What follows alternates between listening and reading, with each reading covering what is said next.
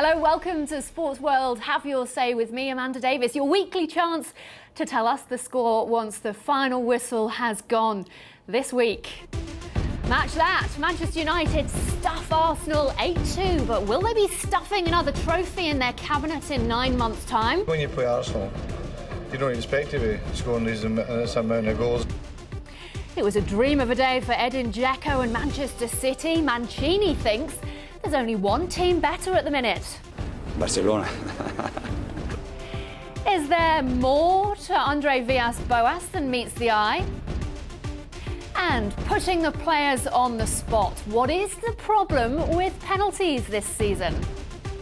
I've got former Fulham, QPR and West Ham player Leroy Rossignol with me in the studio in London this week, but it is your programme, so please do get in touch. All the details on the right of your screen there. But before we go any further, let's get a summary of the latest news.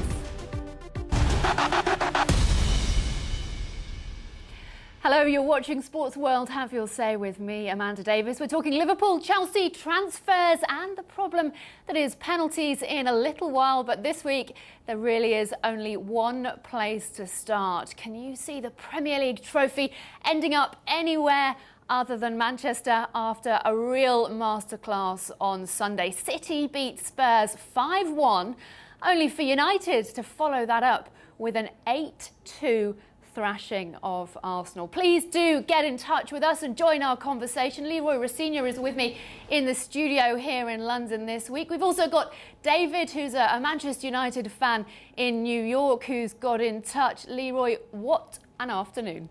Well, unbelievable. I mean, Man United still, Man City's stunned. It's a great result by Man City, but that result by Man United, yeah, great performance by them, but what a terrible performance by Arsenal. Humiliating, embarrassing, there's lots of words, but they need to regroup, and I just really felt for some of those young players. David, how does that rate in terms of your afternoon supporting Manchester United? It makes for a great afternoon and weekend. You know, going into the game, you see City just absolutely hammer Tottenham. You have some reservations about what United could do. And my goodness, did they put on the display. So. Yeah, they certainly did. And, I mean, do you put that down to Arsenal's inability to defend? Because a lot of the goals were down to some shocking defending, especially from the two centre-halves. No, you can't. You know, if it was 4, yes, you can put it down there. But to score 8 against Arsenal, I don't care if there's, you know, undermanned, you know, they had the late sending off, but to score 8 is just something you don't often see. I mean, how many years has it been since a team has scored 8 against a title contender? Yeah. Well, we've got a message, actually. Sean O'Sullivan has got in touch with us on Twitter. He's been using the hashtag SWHYS. He says, MCFC win the league. Well, MUFC win the European Cup. Weeks later, MCFC win the Cup. MUFC win their 19th title on the same day. MCFC win 5-1. MUFC win 8-2 on the same day. And it was a case of that, wasn't it? Whatever you can do, we can do better. It certainly was. And, you know, I think it's Man United that reacting. Whenever they see their so-called noisy neighbours do well and they're playing on the same day, that really is a motivational factor. And it's going to be interesting to see just how far each other push each other this season. Well, we've got Sarah. Sarah is an Arsenal fan in Beirut. She is with us. Sarah, put it into words. How does it feel? Hello. Well, it doesn't feel very well, does it?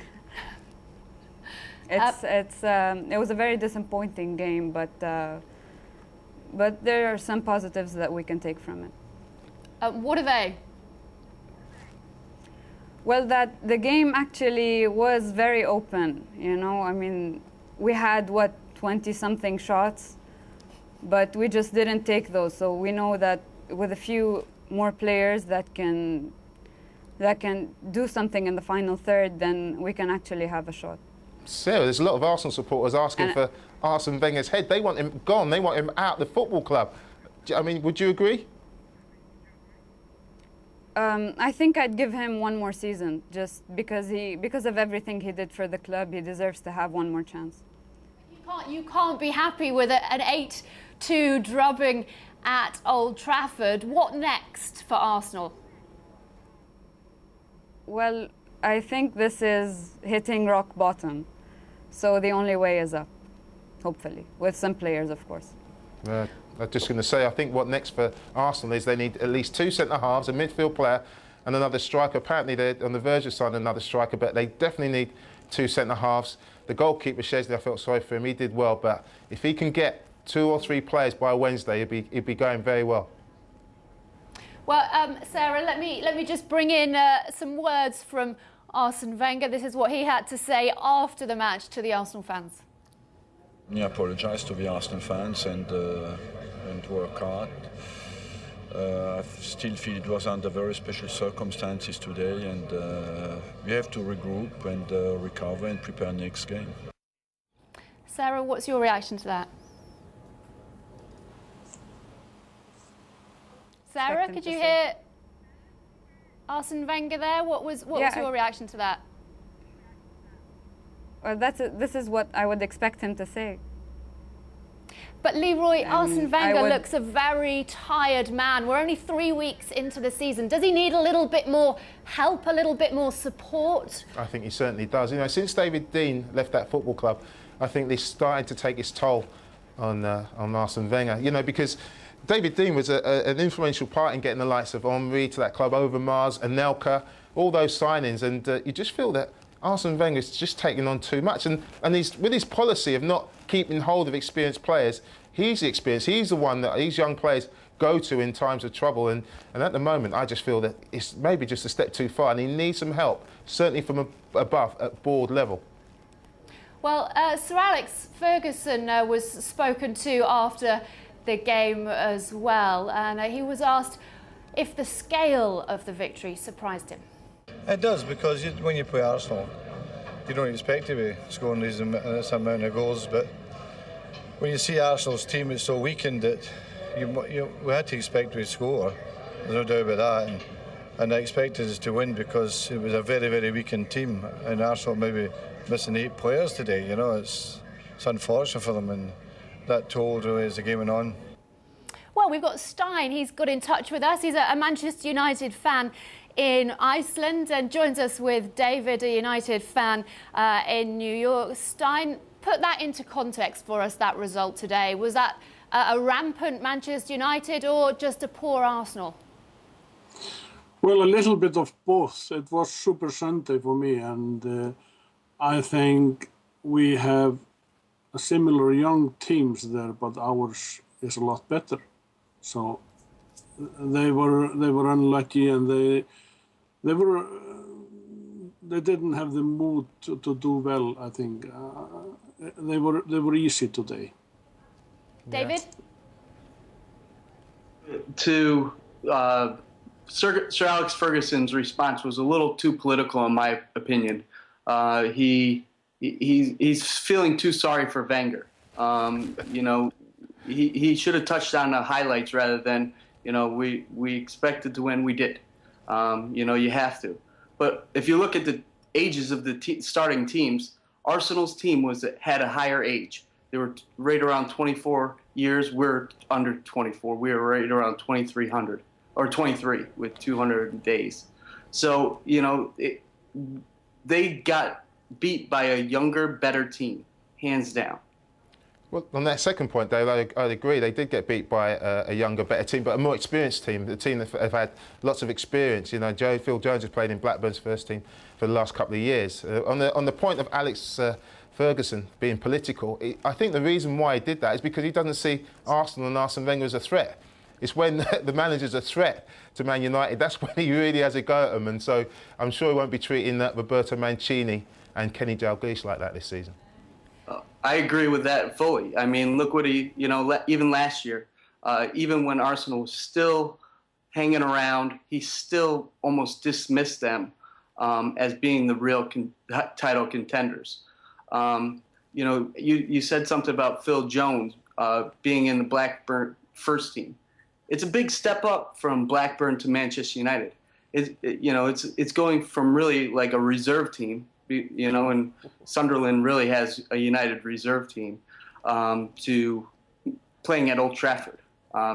Phil Jones is two games into his Old Trafford career, and he has completely pushed Rio Ferdinand out, in my opinion.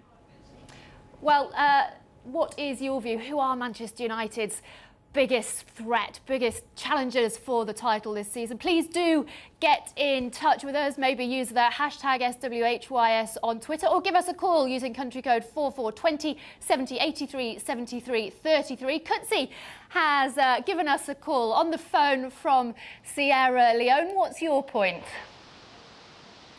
Hello, good evening to you and good evening to my good friend Leroy Rosinio. You know, we spoke before, Leroy, if you remember. Yes, we have spoke before, Kutsi. You know, on fans, regards from Sierra Leone to you.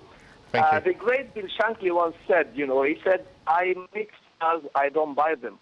That worked perfectly, you know, for Liverpool and for other clubs in the 70s, in the 60s, and in the 80s. But today's football is very demanding, whether from the sponsors, whether from the bank managers, whether from the spectators. I am old enough to remember the Arsenal team that won the double for the first time in the season 70-71. They had the experience in the captain, Frank McClintock, and of course they had the flair in Charlie George, the experience in Bob Wilson, the goalkeeper. That's what Arsenal is missing today. After they let go Thierry Henry, Perez, and you know, the French captain, you know, I think they didn't replace those leadership players. You know, you need leadership. After Thierry Henry and Vieira, they were leaders. You know, I mean, but today it's a young team. The young team alone, you know, cannot. They are entertaining, no doubt in my mind. I've been with Manchester United for over 41 years. I did expect them to win today, but not 8-2. You know, I think possibly it will be a wake-up call for Arsene Wenger. You know, you cannot rely on only that I have my young players, my young talents, exciting football. But at the end of the day, how many silverware you won at the end of the season? That was matter, you know. And don't forget, spectators are impatient today, you know. So I think today is a massive blow. But having said that, you know, definitely, you know, United were far a better side. But it wasn't that, the gap wasn't that big. I mean, it was 1-0, they missed the penalty. Had it been 1-1, possibly it could have been a different story. But I think Arsenal defense, I think there's something massive to be done to this defense. You know, I mean, I'm a sports analyst, you know, at the end of the day, you know, I analyze sport the way I see it, you know, let alone that I'm a die-hard Manchester United. Kutsi, thank you ever so much for getting in touch. I'm afraid I'm going to have to cut in there. We are going to be talking about transfers and the close of the transfer window in a few moments. Please do get in touch with us, Arsenal fans. Who do you want to see Arsenal buy? Please do get in touch, but stay with us here on Sports World. Have your say. We're going to carry on the conversation in a couple of minutes' time.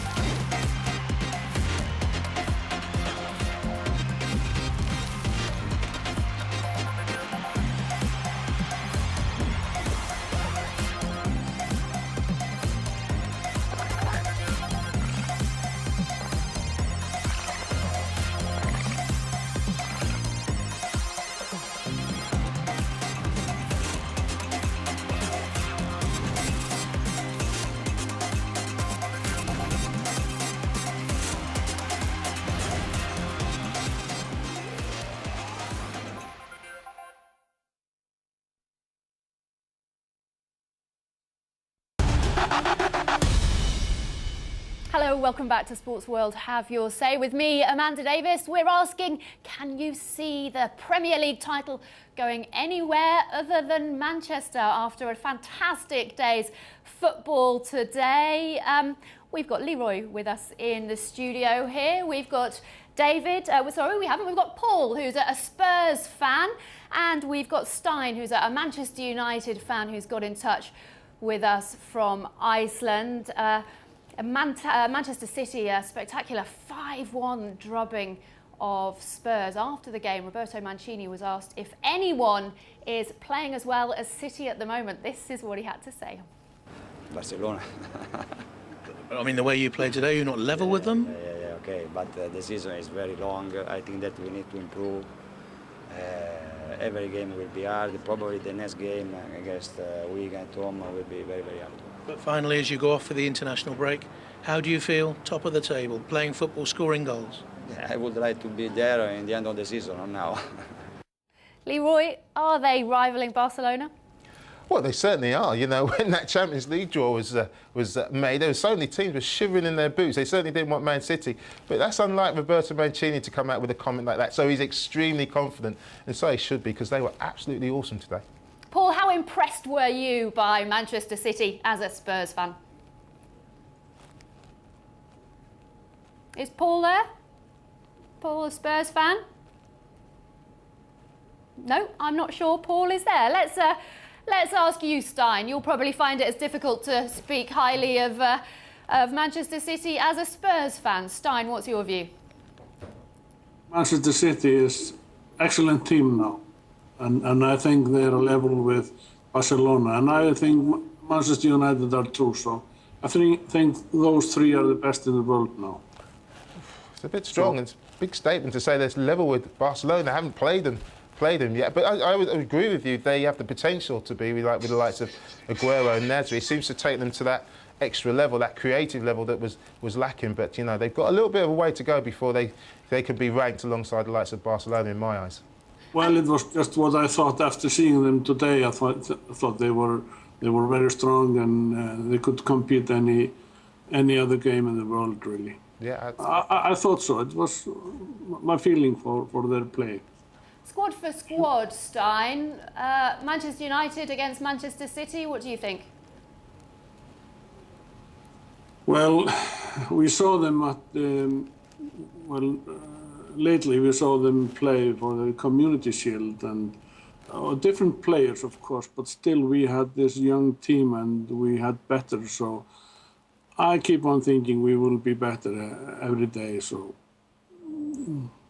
I think the key thing is the squads.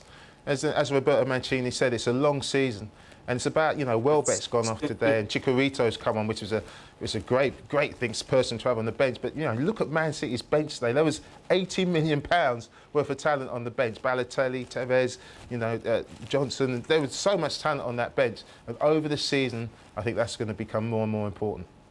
Sarah, I mean, Sarah, sorry, let me cut in here, Stein. Sarah is an Arsenal fan still with us in Beirut. Looking at the wealth of riches at the Manchester clubs, what do you think Arsenal need to do? Well, from all the transfers that we've had this summer, we have around 100 million to spend, and but I don't know. We have to wait for Mr. Wenger to do something about it. But hopefully, after this game, he's going to realize that his youngsters don't have the mental strength that he overestimates. You know, he overestimates the mental strength of his youngsters. So hopefully, he's going to use that money, and maybe we can turn this thing around. Stein? Yeah. Do you I wondered whether you wanted to come in there. Me? Yeah. So Yes, okay. About the mental strength of youngsters, that's something Manchester United are doing quite well at the moment. I think nobody is better to keep the young players keep their head on than Sir Alex. He's the master. So mentally strength and age and playing for Manchester United. Look at the youngsters who just recently came in. They already have trophies from Community Shield. I mean, what a boost. How cool is it? You keep English champions on the bench at the same time. So I think Ferguson has now, he has excellent team. He is mixed with age and youngsters. We were a younger team today, so there's no excuse that Arsenal had younger team, because ours were younger, and still they're playing excellent, and they're gonna be better and better and stronger. So I'm looking forward. It's a bright future. But don't Man City worry you? I mean, there was something said that Man City didn't actually like their Champions League group, so they were going to make a £30 million bid for Arsenal's. That's the power that they've got. But you know, this season they've destabilised Arsenal, and if they need players, just in general, they'll just go out and buy some more. Doesn't that worry you? Yes, of course. Money talks. Of course it does. And you saw it when Abramovich took over Chelsea. He just put in money, a lot of money, and he got strong squad. And City is doing very well because they pay very well, and they buy those players they want to have. They can just buy them. Money, no problem. Stein, can you see anybody other than City challenging United this season? Well, Liverpool is coming up very well, and Chelsea is still good, so I think those are the top four. I would think so. I mean, we were talking at the start of the season about a top six, but you think it is still that top four? Well, I think so. Somebody prove me wrong then, but I think so. I have to agree with you. I have to agree. I think the top four, as it stands, are Man United, Man City, Liverpool and Chelsea. And I think it's going to be tough now for Tottenham and Arsenal to kind of push in, because, you know, they're leaving it late in terms of doing their business. They've already had a poor start of the season. It's really difficult after a tough start to push your way into that top four. So, you know. I'm going to cut in there. We've got calls coming in from Liberia, Kenya, Nigeria, Jamaica, Cape Town and Sierra Leone. Please do get in touch with us. We're going to carry on the conversation in a couple of minutes here on Sports World. Have your say.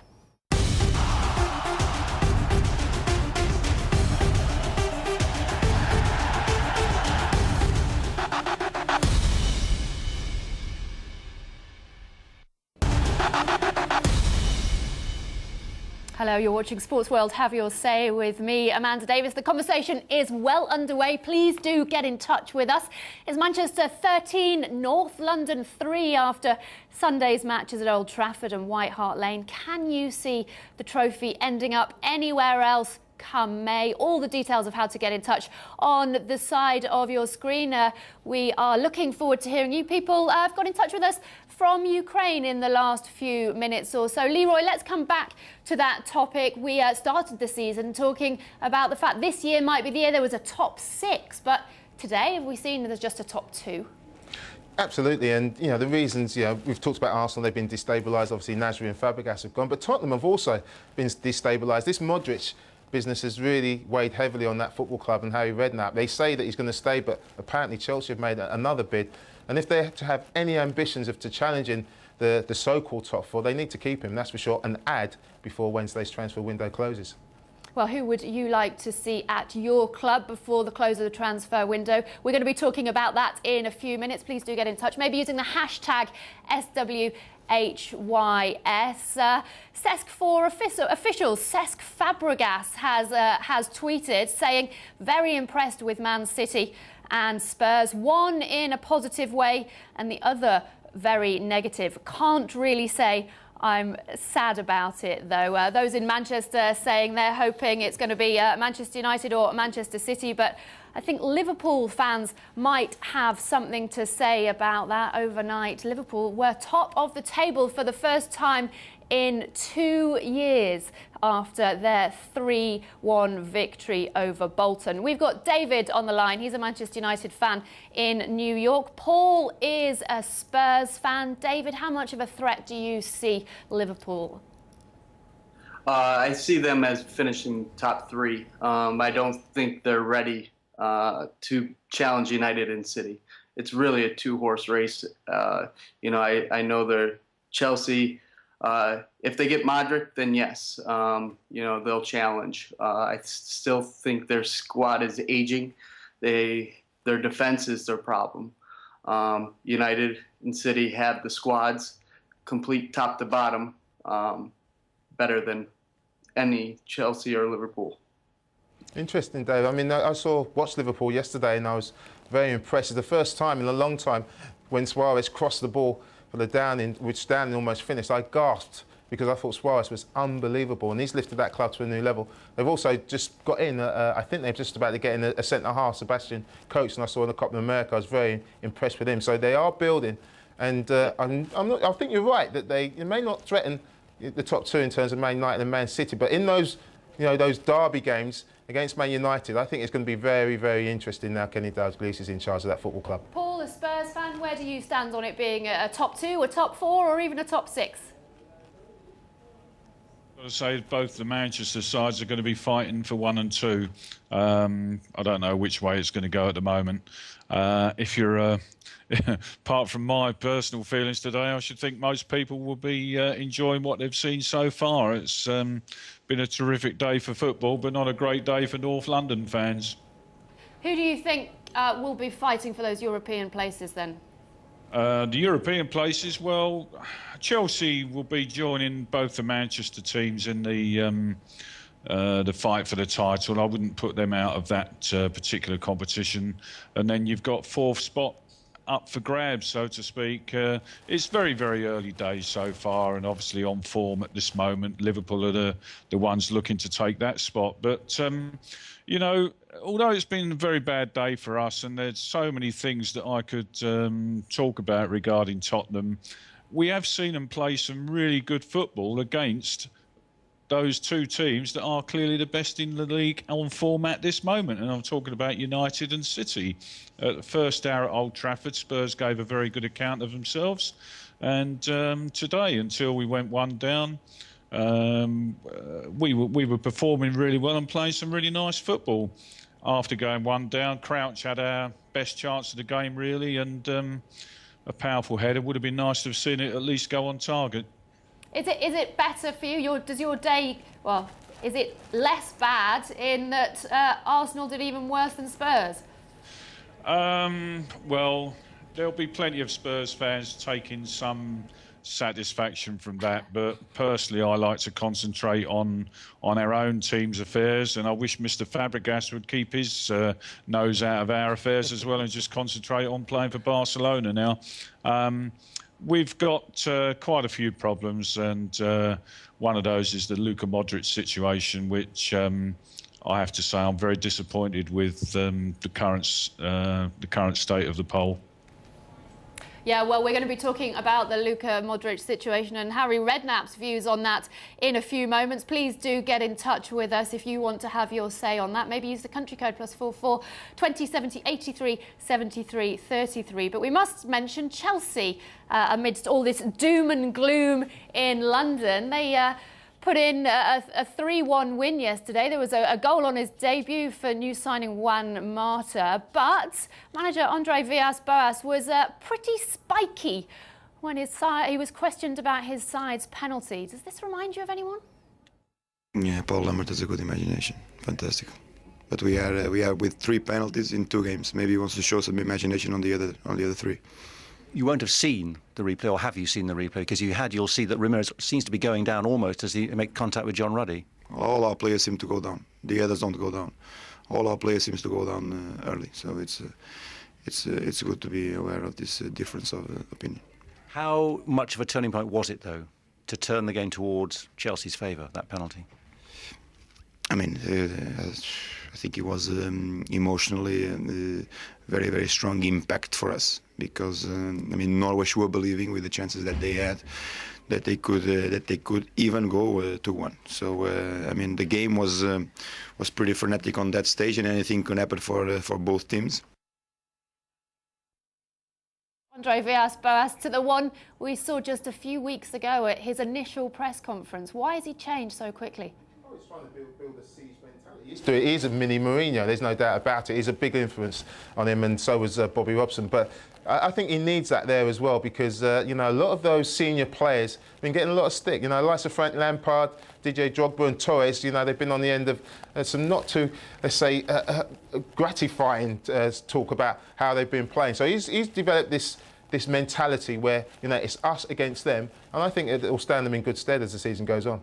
Well, Adam Digby has got in touch on Twitter using the hashtag SWHYS and says Villas-Boas catches on quick, doesn't he? Managed impressions of both Mourinho and Wenger in one 30-second clip. Paul, as a Spurs fan, what's your view on Villas-Boas and what's happening at Chelsea? And what's happening at Chelsea? What, regarding Modric? Well, you can talk about that if you like. Right. Well, there's nothing else that worries me about Chelsea. I personally haven't got much more time for them than I have Arsenal, but clearly they're a threat as far as the title race is concerned. Don't like the way that money speaks so much in football at the very top level at present. I think Chelsea at the moment are still quite an old team, but they are buying some decent players, and it'll be interesting to see how the new manager gets on. Paul, what if I was to get you interested in Chelsea by saying that, look, you let Modric go and you take Didier Drogba and Dean Sturridge in part exchange? Would that be interesting to you Spurs supporters? Well, you know, when this Modric saga started, I was vehement about not wanting him to go. I mean, he was our player of the season last year. As far as I was concerned, he was the heartbeat, really, that made Spurs tick. And I very much supported Daniel Levy's very forceful statement to the effect that he wouldn't go. Today, I have to say that I've seen the evidence that Modric's heart is no longer in Tottenham in any way whatsoever. He just did not perform. And I've just got this horrible feeling, I don't particularly like it, but I've got this horrible feeling that he is going to go before Wednesday, and Spurs are going to be left in the lurch, perhaps without sufficient replacements. Well, Spurs fans, please get in touch with us. Do you think this is the last you've seen of Luka Modric in a Tottenham shirt? We've got transfer talk and the problem with penalties coming up in a few minutes. Stay with us on Sports World. Have your say.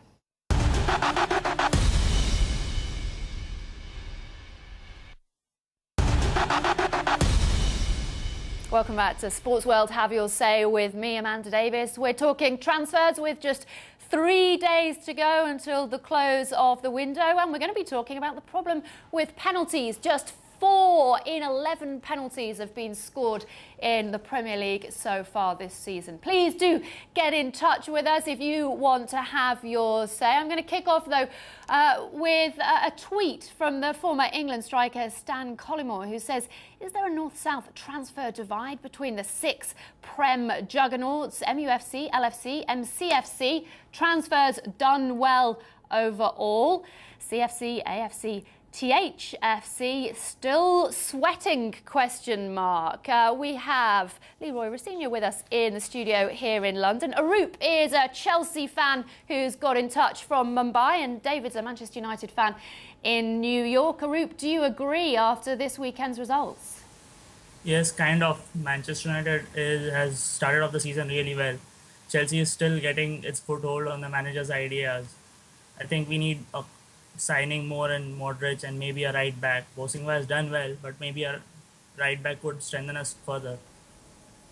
Oh, I find that surprising, because I think Bosingwa is back to his best. You know, he's only 29 years old, and he's also got the option of Ivanovic can go and play there as well. So, you know, that surprised me that you feel that you need a right back. But this signing, Mata, I think, was inspired, and Lukaku, believe me, is going to be a very good player. So, you know, I think he's done well in the transfer market, Andre Villas-Boas, and maybe just a midfield player. And if you don't get Modric, I still think you need a creative midfield player, because you're too rigid in there. So I think that's what Villas-Boas has got on his shopping list at the moment.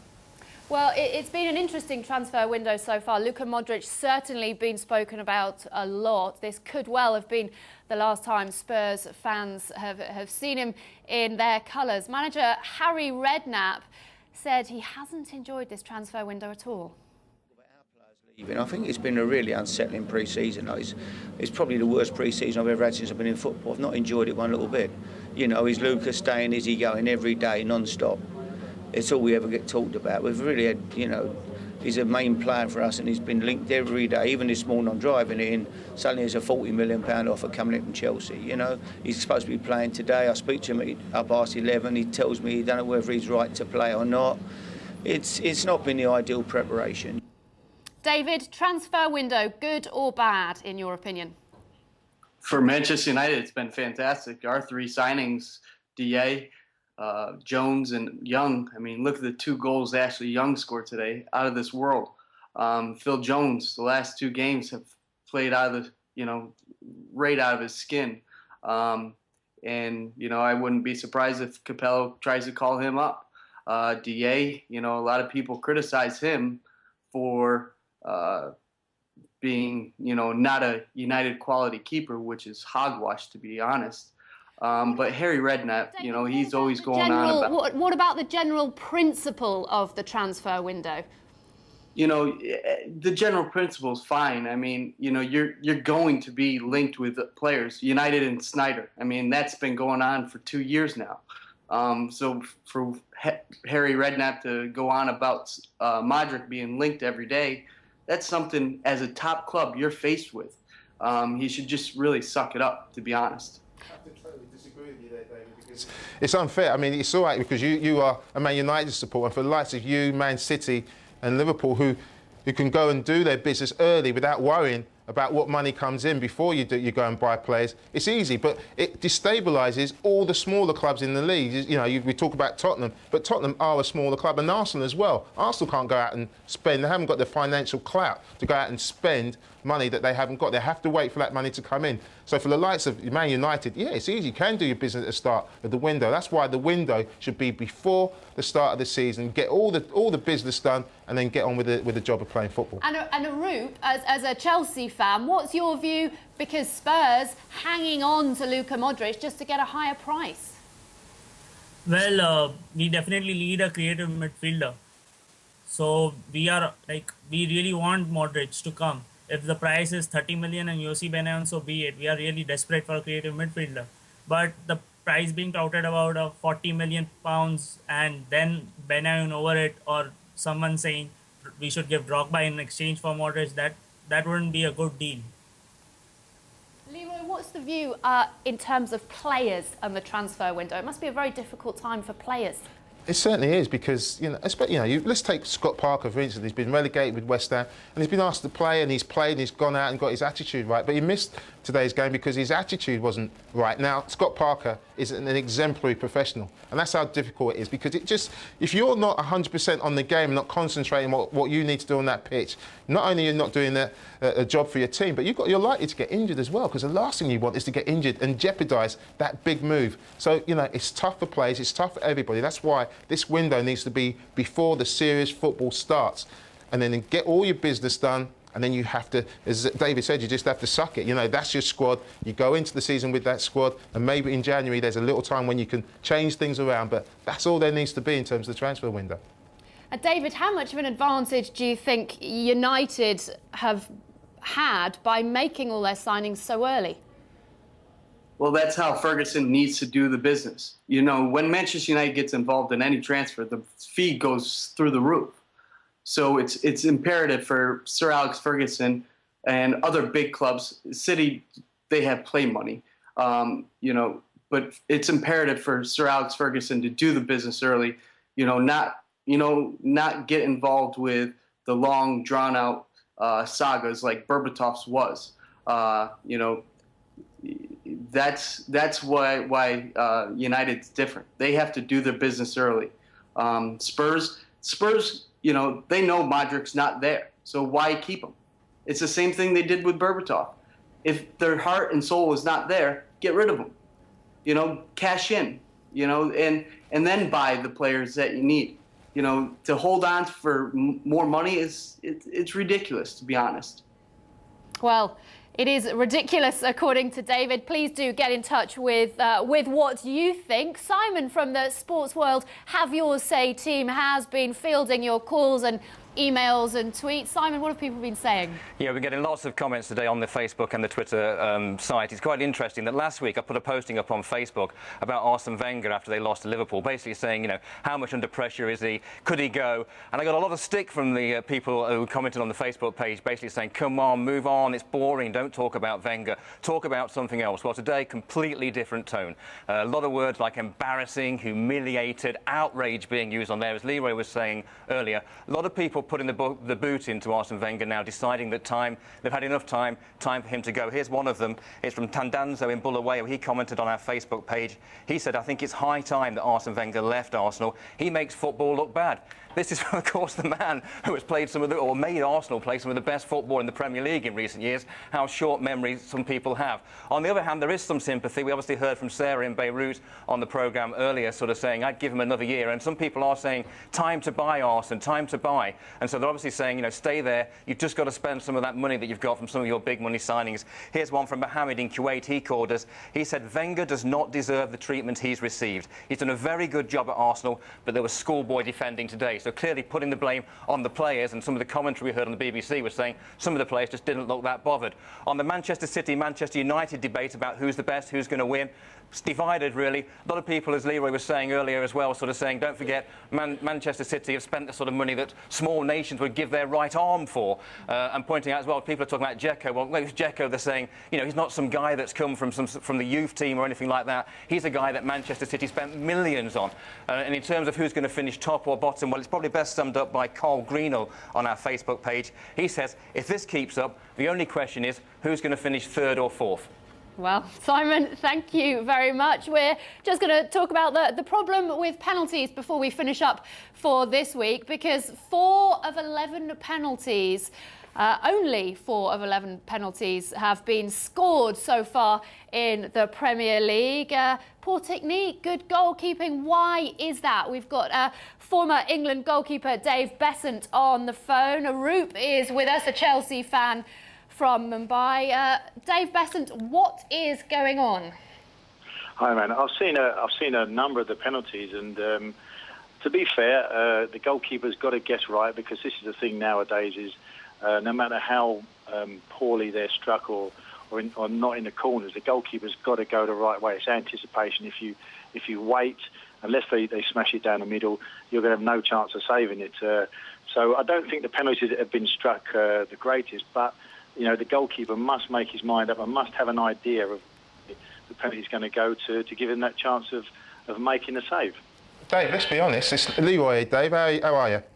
Thank you. You okay, Leroy? I'm good. Haven't the penalties just been rubbish?